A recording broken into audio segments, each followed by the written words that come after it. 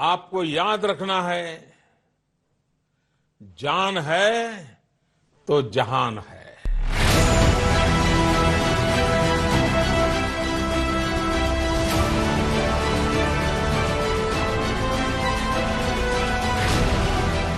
ढिलाई नहीं दी जा सकती, अभी समय नहीं आया है ढिलाई देने का। तो सबका ये मानना है कि अभी लॉकडाउन को और एक्सटेंड करने की जरूरत है।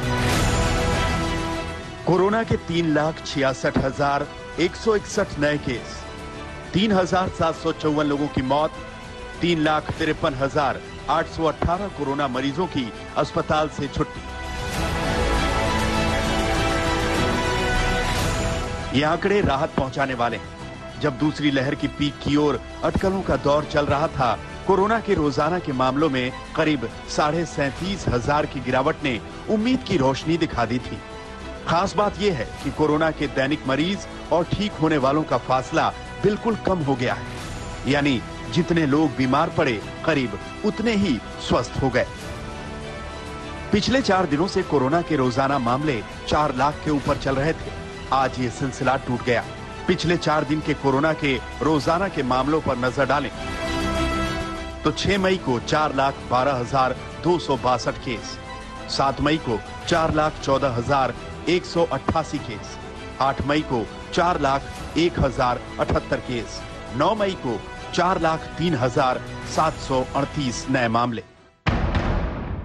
तो क्या अलग अलग राज्यों ने किश्तों में अपने यहां जो लॉकडाउन लगाए उसका असर अब दिखने लगा है?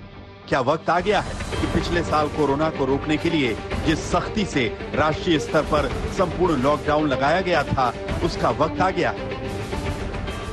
कोरोना के फैलते संक्रमण को रोकने के लिए इस बार केंद्र सरकार ने नहीं बल्कि राज्य सरकारों ने अपने अपने हिसाब से लॉकडाउन के समय सीमा तय की है। अब इसका असर देखने को भी मिलने लगा है।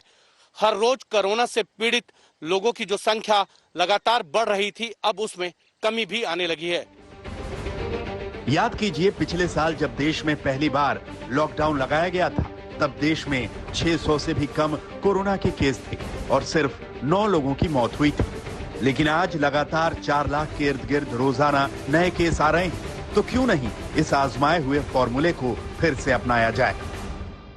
We request the authorities that there should be a complete lockdown for 15 days, not only to break the chain of this infection, but also for the augmentation of the various health requirements, especially oxygen supply and various drugs required.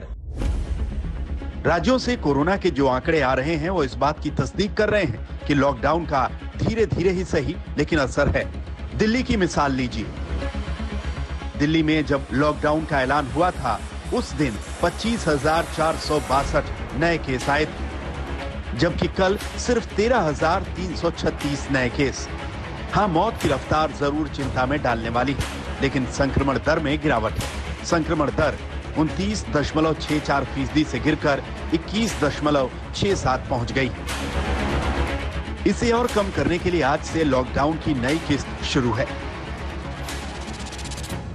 Positivity rate का कम होना एक सबसे बड़ा शुभ संकेत है। उसके लिए जो आकलन हुआ है सरकार के स्तर पर वो यही बताता है कि लॉकडाउन जिस तरीके से अमल में लाया गया है वो एक बड़ी वजह है और इसीलिए आज से जो प्रोविजन है, जो उसके और भी दिशा निर्देश है, उसको और सख्त कर दिया गया है। बिल्कुल मेट्रो परिचालन आज से बंद कर दिया गया है और अगले 1 हफ्ते तक मेट्रो नहीं चलेगी। अगर महाराष्ट्र की बात करें तो वहां भी देर से ही सही लॉकडाउन के नतीजे दिखने लगे हैं। महाराष्ट्र में कल 48,401 नए केस आए, जबकि 572 लोगों की कोविड से मौत हुई। 3 मई को छोड़ दिया जाए तो महाराष्ट्र में लगातार कोरोना के केस 50,000 से ऊपर आ रहे थे। राहत की बात यह है कि कोरोना से रिकवरी रेट 86.4% पहुंच गया है। महाराष्ट्र के लिए राहत की खबर यह है कि राज्य में 12 ऐसे जिले हैं जहां पर कोविड का आंकड़ा अब संभलता नजर आ रहा है। कल राज्य में सिर्फ 48,401 नए केसेस सामने आए। हालांकि दूसरी तरफ यह बात भी गौर करने वाली है कि अभी भी एक्टिव केसेस राज्य में 6 लाख से ऊपर हैं। 16 ऐसे जिले हैं जहां पर ऑक्सीजन की भारी कमी है। ऐसे में 15 मई से पहले राज्य सरकार को अहम फैसला लेना है कि लॉकडाउन की रिस्ट्रिक्शंस राज्य में और बढ़ानी है या नहीं। दिल्ली और महाराष्ट्र ही नहीं, उत्तर प्रदेश में लॉकडाउन के बाद कोरोना के केस कम हुए हैं। 29 अप्रैल को जब लॉकडाउन लगाने का ऐलान हुआ था तब 29,824 डेली केस आए थे और कल ये 23,333 पर पहुंच गया। सवाल उठता है कि आंकड़ों में ये गिरावट स्थायी है या फिर अस्थायी। लेकिन दूसरी लहर की पीक और तीसरी लहर की अटकलों के बीच सरकार से सख्त कदम की मांग तेज होने लगी है। आज तक ब्यूरो।